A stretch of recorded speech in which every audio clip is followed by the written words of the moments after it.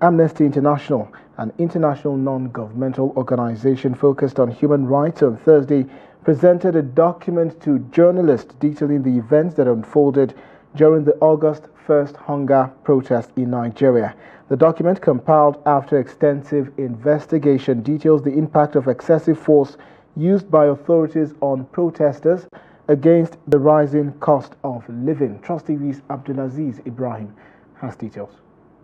Between August 1 and 10, Nigerians across several states and the FCT took to the streets to protest the high cost of living. In a report released after the protest, Amnesty International described response of authorities to the protest as desperate and punitive. Over 1,200 protesters were reportedly detained, and more than 146 individuals, including minors, were charged with treasonable felony.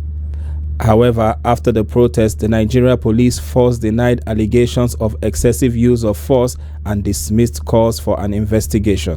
Eyewitnesses told Amnesty International in Kano, Dutse, Katsina and Mina that the protests were largely peaceful when they began in the morning of 1st August.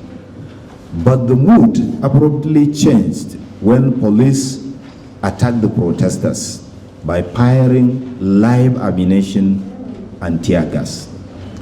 Excessive use of force by the police against the protesters contravenes international human rights standards and including the UN basic principles on the use of force and firearms by law enforcement agents. And every law enforcement agency in the world know that that standard exists, and they are not supposed to use that kind of excessive force on ordinary people.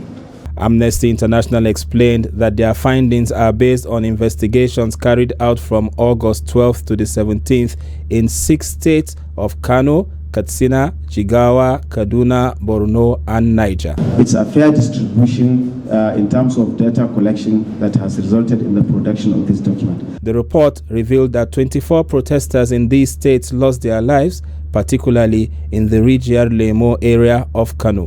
What we are demanding today is for the government to make sure that all those responsible of these killings are brought to justice.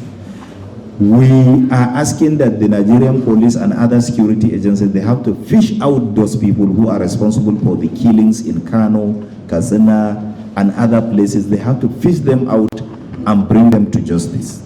And we will never stop making this demand until those killers are identified and brought to justice and appropriate compensation is given to the families of the victims.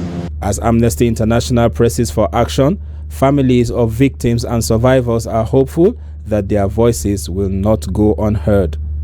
Abdulaziz Ibrahim, Trust TV News.